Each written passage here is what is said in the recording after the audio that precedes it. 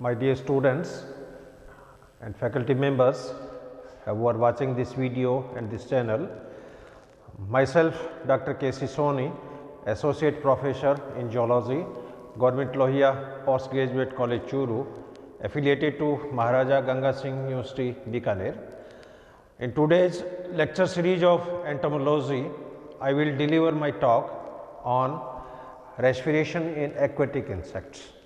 प्रिय साथियों और विद्यार्थियों, एंटोमोलॉजी की आज की व्याख्यानमाला की श्रृंखला में जलीय इंसेक्ट में रेस्पिरेशन कैसे होता है उस पर मैं चर्चा करूंगा। इससे पहले ट्रैकियल सिस्टम पे मैं व्याख्यान एक डिलीवर कर चुका हूं, जो कि विशेषकर टेरेस्ट्रियल इंसेक्ट से संबंधित है, क्योंकि जितने भी स्थलीय इंसेक्ट होते हैं, टेरेस्ट्रियल इंसेक्ट होते हैं, उसमें रेस्पिरेशन ट्रैकियल सिस्टम के द्वारा ही संपादित होता है। लेकिन जो इंसेक्ट पानी के अंदर रहते हैं, जो इंसेक्ट बॉडी के अंदर पैरासाइट के रूप में रहते हैं, उनमें रेस्पिरेशन कैसे होता है, तो यहाँ पर दो व्याख्यान बनेंगे। एक तो एक्वेटिक इंसेक्ट में रेस्पिरेशन कैसे होता है, ये व्याख्यान मैं आज आपसे शेयर करूँगा। इसके अलावा जो इंसेक्ट एंडोपैरासाइट है, जो अंतःपरजीवी के रूप में शरीर के अंदर रहते हैं, उनमें रेस्पिरेशन कैसे होता है, उस पर एक शॉर्ट व्याख्यान वो एक अलग से बनेगा। So today I am going to discuss on respiration in aquatic insect, यानी जलीय कीटों में रेस्पिरेशन कैसे होता है। अब जितने भी एक्वेटिक इंसेक्ट्स हैं, चाहे वो समुद्र के अंदर हों, चाहे तालाब के अंदर हों, चाहे पानी के जोड़ों में हों, चाहे नदियों के अंदर हों, इन एक्वेटिक इंसेक्ट में रेस्पिरेशन की जो प्रक्रिया है वो 3 विधियों के द्वारा संपादित होती है। फर्स्ट केस में they obtain oxygen from the air, यानी पानी के अंदर इंसेक्ट है और ये इंसेक्ट रेगुलरली पानी के सरफेस के ऊपर आते रहते हैं और हवा के अंदर जो ऑक्सीजन है उसको वो ले जाते हैं रेस्पिरेशन के लिए। So they obtain oxygen from the air. कुछ इंसेक्ट ऐसे हैं जो पानी के अंदर ही रहते हैं, पानी के बाहर नहीं आते हैं, और पानी के अंदर जो डिजल ऑक्सीजन है उसको वो ग्रहण करते हैं, उनको एज ए रेस्पिरेशन में उसका यूज होता है। और तीसरी जो मैकेनिज्म है ये होती है ऑब्टेन ऑक्सीजन बाय ओकेशनल सबमर्जल। तो कई इंसेक्ट ऐसे हैं जो रेगुलरली पानी में डिप होते रहते हैं, ओकेशनल सबमर्ज्ड है, यानी अतिव्यापित मान लो या जल प्लावित मान लो, तो सबमर्जिंग के द्वारा ये ऑक्सीजन की प्राप्ति करते हैं। तो एक्वेटिक इंसेक्ट में 3 विधियों के द्वारा ऑक्सीजन की प्राप्ति होती है। Obtain oxygen direct from air, obtain oxygen from water and obtain oxygen by occasional submersion. इन तीनों पे मैं एग्जाम्पल देते हुए अपने जो एग्जाम्पल है, जो लोकल एग्जाम्पल है, जो जिनको आप याद रखने की दृष्टि से भी काफ़ी ईजी है, उन्हीं एग्जाम्पल को कोट करते हुए मैं ये व्याख्यान क्लैरिफाई करूँगा। फर्स्ट टाइप है ऑब्टेन ऑक्सीजन फ्रॉम एयर। अब हवा के द्वारा ऑक्सीजन की प्राप्ति कैसे होती है, इसके लिए भी 3 डिवाइसेस इसके अंदर होती है। बाय एयर स्टोर, हवा के संग्रह के द्वारा, स्टोरेज के द्वारा। बाय फिजिकल गिल्स के द्वारा। इसके अलावा जलीय पौधों के द्वारा by aquatic plants. First variety है बाय एयर स्टोर। अब एयर स्टोर में 3 एग्जाम्पल मैं यहाँ आपसे शेयर कर रहा हूँ। एक तो डिस्टिकस लार्वा, सेकेंड एग्जाम्पल नोटोनेक्टा, और तीसरा एग्जाम्पल है एरिस्टाल्सिस। अब डिस्टिकस लार्वा में क्या होता है कि इन लार्वा में जो स्पाइरिकल्स होते हैं, उन स्पाइरिकल्स के ऊपर एक वायु का बुलबुला अटैच हो जाता है।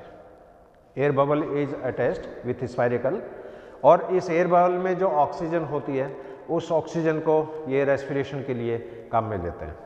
तो यहाँ पर डिस्टिकस लार्वा में एयर बबल विथ स्पाइरिकल, और हवा का जो बुलबुला है ये स्पाइरिकल के साथ अटैच है, और इस हवा के बुलबुले में जो ऑक्सीजन होती है उसको ये बॉडी की मेटाबॉलिक रिएक्शंस के अंदर ये काम में लेते हैं। Second example Notonecta. अब नोटोनेक्टा में क्या होता है कि air is held by long hydrofuge hair. जिस तरह ये आपने देखी होगी दाढ़ी बनाने की जो ब्रश होती है, ब्रश के अंदर नायलॉन के जैसे बाल है। अब नायलॉन है वो भी हाइड्रोफ्यूज है, क्योंकि नायलॉन के बाल के साथ पानी जो मॉलिक्यूल है वो अटैच नहीं होता है। अपने बाल है ये भी हाइड्रोफ्यूज है, नाखून है ये हाइड्रोफ्यूज है। और इंसेक्ट की जो क्यूटिकल होती है उस पर पानी टिकता नहीं है, इंसेक्ट की क्यूटिकल गीली नहीं होती है। तो आपने देखा होगा दाढ़ी बनाने की जो ब्रश होती है उसको आप पानी में जब डिप करते हो तो उसके बाल जो होते हैं वो सारे स्प्रेड हो जाते हैं। और जो ही आप ब्रश को पानी से बाहर निकालोगे ये ब्रश के जो बाल हैं वो एक साथ अटैच हो जाते हैं, कपल्ड हो जाते हैं। तो उसी तरह की प्रॉपर्टीज़ इन इंसेक्ट में पाई जाती है। तो इंसेक्ट की जो सरफेस होती है, इन सरफेस के ऊपर इस तरह के सूक्ष्म हेयर पाए जाते हैं। और ये इंसेक्ट जब पानी के अंदर डाइव करेगा तो पानी की एक पतली फिल्म इन सूक्ष्म हेयर के अंदर क्या है बन जाती है। और ये सूक्ष्म एयर जो होती है ये नोटोनेक्टा में रेस्पिरेशन में काम में आती है।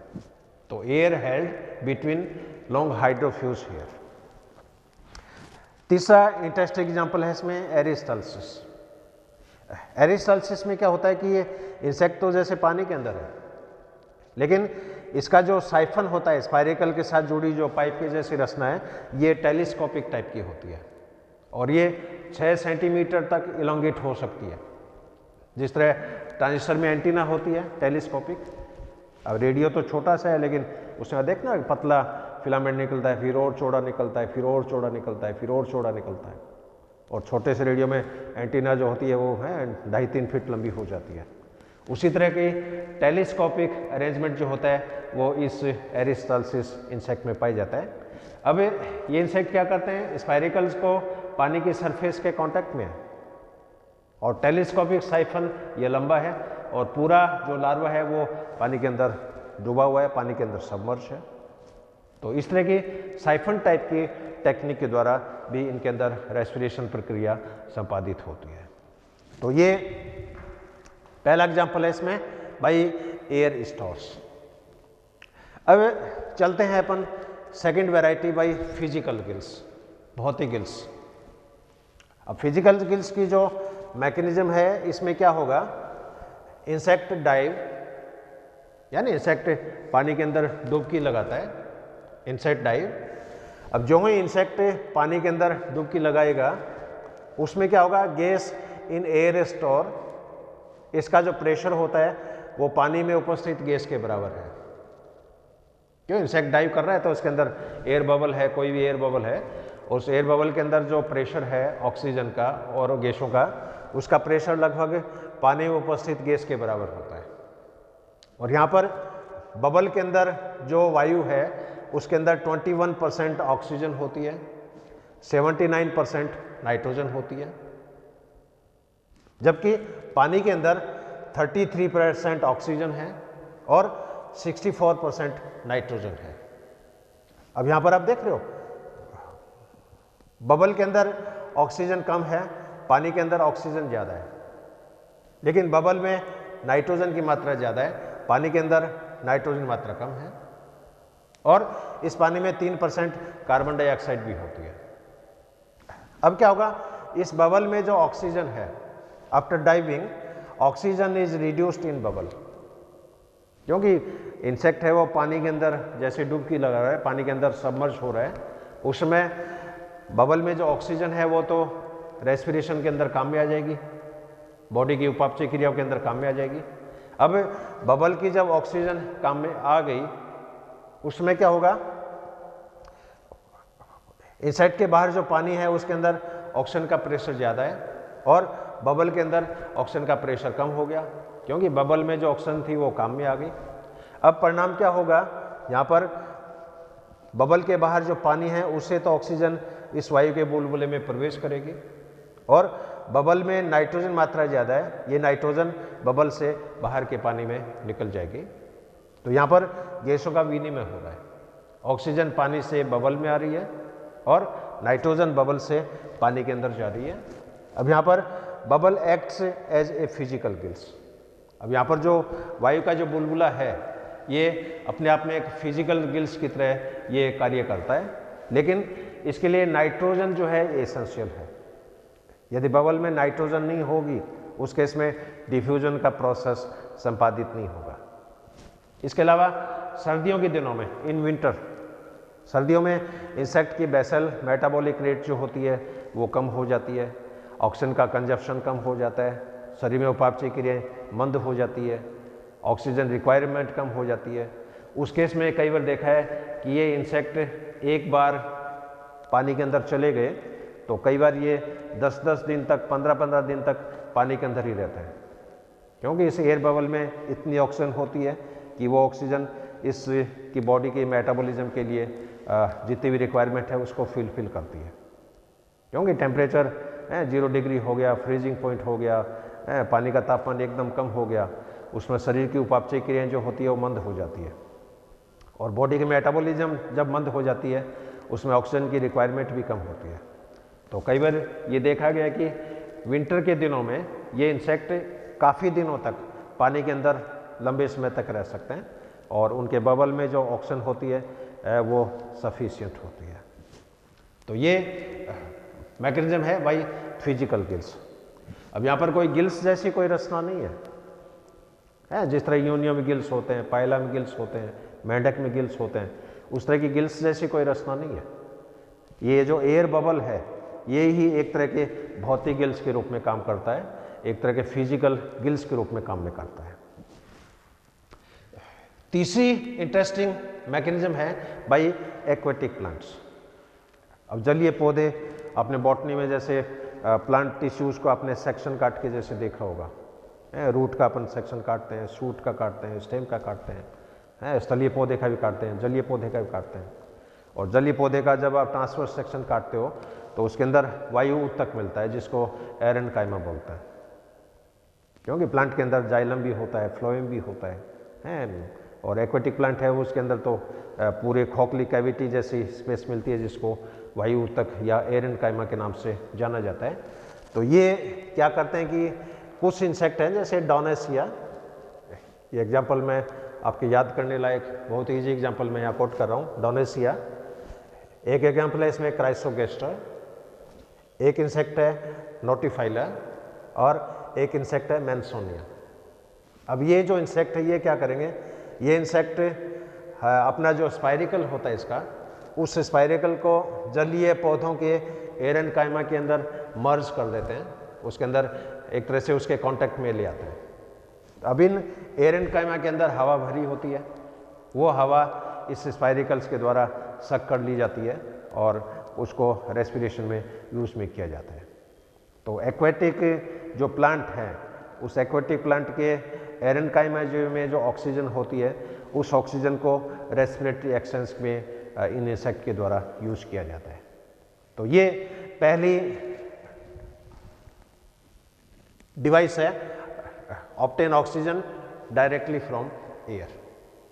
अब ये हवा एटमॉस्फेयर की भी हो सकती है, जलीय पौधों के एरेनकाइमा में उपस्थित वो भी हो सकती है, स्किन के सरफेस पे बालों के बीच में हवा की एक ब्लैंकेट बन जाती है, उस ब्लैंकेट को भी रेस्पिरेशन में काम में लिया जाता है। तो this is first device, obtain oxygen directly from air. अब चलते हैं अपन इसकी second Vidhi, obtain oxygen from water. अब इस विधि में पानी के अंदर जो डिसॉल्व ऑक्सीजन है उस ऑक्सीजन को इंसेक्ट रेस्पिरेशन में कैसे काम में लेते हैं, और इसमें दो बेस्ट एग्जाम्पल हैं। एक विधि तो इसमें होती है बाई ट्रैकियल गिल्स के द्वारा, और दूसरी विधि इसमें होती है by plastron respiration. First mechanism by tracheal gills, इसमें मैं 3 एग्जाम्पल यहाँ पर कोट कर रहा हूँ। एक तो सिमोलियम लार्वी, सेकेंड एग्जाम्पल है इसमें जाइगोप्टेरा के लार्वी, और तीसरा एग्जाम्पल है एनाइसोप्टेरा के लार्वी। अब यहाँ पर सिमोलियम लार्वी जो होती है इसमें क्या होगा, इनकी क्यूटिकल के नीचे ट्रैक्यूल का एक बहुत पतला नेटवर्क होता है, एक बहुत माइन्यूट जाल होता है। अब ट्रैक्यूल का नेटवर्क होता है तो वहाँ पर डेफिनेटली सरफेस एरिया बढ़ जाती है। और इन इंसेक्ट में जो क्यूटिकल होती है वो क्यूटिकल बहुत पतली होती है और इस क्यूटिकल के द्वारा ऑक्सीजन और CO2 का एक्सचेंज है वो पॉसिबल है।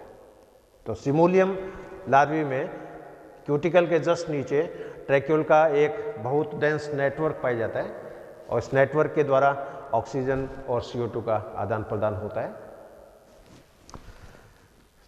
जाइगोप्टेरा के लार्वा में, अब इस लार्वा में क्या होगा कि इनकी लार्वा की बॉडी का जो पोस्टीरियर पार्ट जो होता है यानी कॉडल पार्ट, एब्डोमेन का जो टर्मिनल पार्ट है, इसमें 3 ये कॉडल गिल्स पाए जाते हैं। अब इसमें देख रहे हो ये लार्वा का पार्ट है, ये एब्डोमेन के सेगमेंट हैं और एब्डोमेन के अंतिम खंड में ये 3 कॉडल गिल्स हैं। अब ये कॉडल गिल्स पानी के अंदर डूबे हुए हैं और पानी के अंदर जो घुली हुई ऑक्सीजन होती है वो डिफ्यूजन के द्वारा इन कॉडल गिल्स में प्रवेश करती है और कॉडल गिल्स में जो CO2 होती है वो डिफ्यूजन के द्वारा पानी में चली जाती है। तो यहाँ पर जाइगोप्टेरा के लार्वा में कॉडल गिल्स के द्वारा रेस्पिरेशन होता है। अब एनाइसोप्टेरा का लार्वा है, इसके अंदर ये बहुत ही इंटरेस्टिंग, बहुत ही डाइवर्सिफाइड प्रकार की मैकेनिज्म है। अब इन इंसेक्ट में क्या होगा कि एब्डोमेन का जो 5वां सेगमेंट होता है उसके ऊपर डायफ्राम पाया जाएगा, यानी यहाँ पर डायफ्राम के कारण एब्डोमेन के लास्ट के सेगमेंट और एब्डोमेन के ऊपर के सेगमेंट ये दोनों एक दूसरे से आइसोलेट हो गए, दोनों एक दूसरे से सेपरेट हो गए। अब ये जो डायफ्राम है ये मस्कुलर स्ट्रक्चर है। अब इसके अंदर हीमोसिल है, हीमोसिल इस डायफ्राम के ऊपर भी है, लेकिन यहाँ पर एक तरह से वैक्यूम बन गया। अब इस वैक्यूम में क्या होगा, इसका जो पार्ट है NS का जो पार्ट है, NS से जस्ट पहले ये थोड़ा डाइलेट हो जाता है, इसको वेस्टिब्यूल बोलते हैं। वेस्टिब्यूल के जस्ट ऊपर ये है और ब्रैंकियल चैम्बर और वेस्टिब्यूल इसके बीच में एक नैरो कॉन्स्ट्रिक्शन पाया जाता है जहाँ पर ये डायलेटर मसल्स जो है अटैच होती हैं। इसी तरह इस ब्रैंकियल चैम्बर और इसका अपर का जो पार्ट है यहाँ पर प्री ब्रैंकियल वाल्व पाया जाता है। तो यहाँ पर प्री ब्रैंकियल वाल्व है, यहाँ पर ये डायलेटर मसल्स हैं। इसके अलावा इंसेक्ट में डोर्सल सरफेस पे जैसे टर्गम है, वेंट्रल सरफेस पे स्टर्नम है और लेटरल साइड में प्लीरोन है। तो इंसेक्ट में क्या होता है कि टर्गम और स्टर्नम जो होता है ये डोर्सो वेंट्रल मसल्स के द्वारा भी कनेक्ट रहते हैं। तो जब ये टर्गोस्टर्नल मसल्स जब कॉन्टैक्ट होती है उस केस में क्या होगा, एब्डोमिनल कैविटी का जो वॉल्यूम है वो कम हो जाता है। एब्डोमिनल कैविटी का वॉल्यूम जब कम होता है तो इसके अंदर प्रेशर डेवलप होता है और ये प्रेशर इस वेस्टिब्यूल के ऊपर पड़ेगा। वेस्टिब्यूल पे पड़ेगा तो क्या होगा, इसके अंदर जो हवा भरी होती है वो इस NS के द्वारा बॉडी के बाहर निष्कासित हो जाती है। और जब टर्गोस्टर्नल मसल्स रिलैक्स होगी उस समय क्या होगा, टर्गम और स्टर्नम के बीच का इंटरवल बढ़ जाता है, एब्डोमिनल कैविटी का प्रेशर कम हो जाता है और ऑक्सीजन जो होती है वो पानी के अंदर से इसके अंदर प्रवेश करेगी। टर्गोस्टर्नल जब कॉन्ट्रैक्ट होगी तो इस चैम्बर के ऊपर प्रेशर पड़ेगा और इसके अंदर जो CO2 होती है ये बाहर निकल जाती है। तो यहाँ पर बॉडी का जो टर्मिनल पार्ट है, बॉडी का जो NS का जो पार्ट है, यानी NS के थ्रू इसमें हवा का एक्सचेंज हो रहा है, ऑक्सीजन और CO2 का, और यहाँ पर फिर ये ट्रैकियल सिस्टम के द्वारा कम्युनिकेट रहती है, पतली कैपिलरीज के द्वारा कम्युनिकेट रहती है और ये ऑक्सीजन पूरी बॉडी के अंदर ये डिस्ट्रीब्यूट हो जाती है। तो यहाँ पर ये जो गैसों का आदान प्रदान है ये मसल्स की सहायता से संपादित होता है। मसल कौन कौन सी होगी, डायफ्राम है, ये भी अपने एक मस्कुलर स्ट्रक्चर है। इसके अलावा ये जो प्री ब्रैंकियल वाल्व है ये भी मस्कुलर है। यहाँ पर ये डायलेटर मसल्स हैं, ये भी मसल्स हैं। इसके अलावा टर्गम और स्टर्नम को जोड़ने वाली जो मांसपेशियाँ हैं उसका भी इसके अंदर एक बहुत ज़बरदस्त रोल होता है। तो ये विधि है बाई ट्रैकियल गिल्स। तो ट्रैकियल गिल्स के द्वारा सिमुलियम लार्वी के अंदर, जाइगोप्टेरा लार्वी के अंदर और एनाइसोप्टेरा के लार्वा के अंदर। अब इसकी सेकंड टाइप जो है प्लेस्ट्रॉन रेस्पिरेशन, प्लेस्ट्रॉन।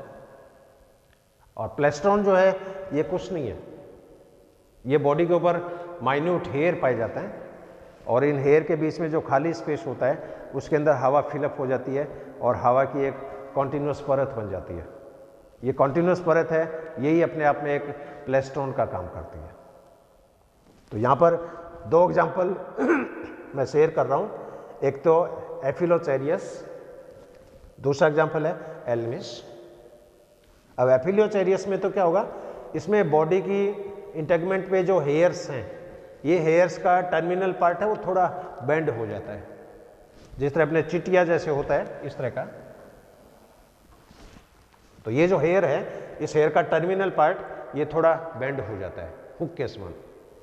अब इन हेयर के बीच में जो खाली स्पेस है, इस खाली स्पेस के अंदर एयर भरी रहती है, इसके अंदर हवा जो होती है ये भरी रहती है और इसी हवा का यूज रेस्पिरेशन के लिए काम में किया जाता है। एल्मिस के अंदर अब इसमें क्या होगा, इसमें जो सरफेस के ऊपर जो हेयर है इनका टर्मिनल पार्ट यूँ बेंड नहीं होता है, लेकिन ये ऑब्लिकली अरेंज्ड है, तिरछे रूप से ये व्यवस्थित है। और इसका बेसल पार्ट है ये मोटा होता है, टर्मिनल पार्ट है ये थोड़ा पतला होता है, पॉइंटेड हो जाता है। अब ये बेंड है थोड़े हेयर, अब बेंड है और इसके बीच में जो खाली स्पेस है, ये खाली स्पेस हवा के द्वारा ये फिलअप रहता है। तो ये दोनों ही जो स्ट्रक्चर है ये प्लेस्टोन रेस्पिरेशन का बेस्ट एग्जाम्पल है। तो प्लेस्टोन है वो एक हवा के ब्लैंकेट के जैसी सरफेस है जो माइन्यूट हेयर के बीच के अंदर प्रेजेंट होती है। तीसरी mechanism, obtain oxygen by occasional submersion. अब इस केस में क्या होगा, इंसेक्ट बीच बीच में पानी के अंदर डुबकी लगाते रहते हैं, ओकेशनल सबमर्ज, और सबमर्जन के द्वारा इसके अंदर गैसों का विनिमय होता है। ये जो फंक्शन है ये स्पायरेकुलर गिल्स के द्वारा संपादित होता है और ये एग्जाम्पल मैं यहाँ पर आपसे शेयर कर रहा हूँ टेफ्लोफिला का। अब ये टेफ्लोफिला की ये जो लाइन मैंने दिखाई ये प्यूपा की क्यूटिकल है और प्यूपा में जब मॉल्टिंग हो जाएगा तब वो अडल्ट में कन्वर्ट हो जाएगा, ये अडल्ट की क्यूटिकल है। तो प्यूपल क्यूटिकल और अडल्ट क्यूटिकल इसके बीच में ये इतना इंटरवल है, यो मान के चलो। अब यहाँ पर जो स्पायरिकल है, अडल्ट स्पायरिकल, ये स्पायरिकल ट्रेकिया के द्वारा कनेक्ट है। ट्रेकिया जो होती है ये एट्रियम के द्वारा कनेक्ट है और इस एट्रियम में यो अंगुली रूपी ब्रांचेज पाई जाती है। ये ब्रांचेज जनरली 6 भी होती है, 8 भी होती है, 6 से 8 तक ये ब्रांचेज होती है और इन ब्रांचेज के साथ ये पतला इसका आवरण होता है। यहाँ पर ये माइन्यूट हेयर पाए जाते हैं और इस हेयर के नीचे ये प्लेस्ट्रॉन लाइन होती है। ये प्लेस्ट्रॉन लाइन ऑक्सीजन के एक्सचेंज में काम में आती है।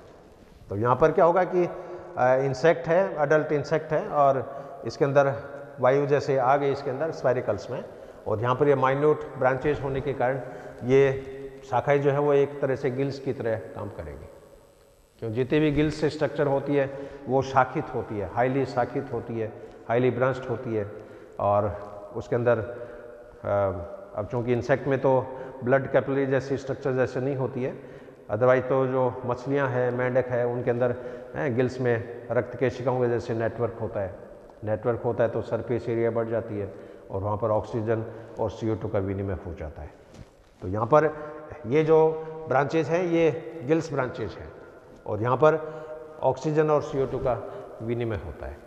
तो इस तरह की जो डिवाइस है ये टेफ्लोफिला के अंदर पाई जाती है और ये रचनाएं स्पायरिकुलर गिल्स के नाम से जानी जाती है।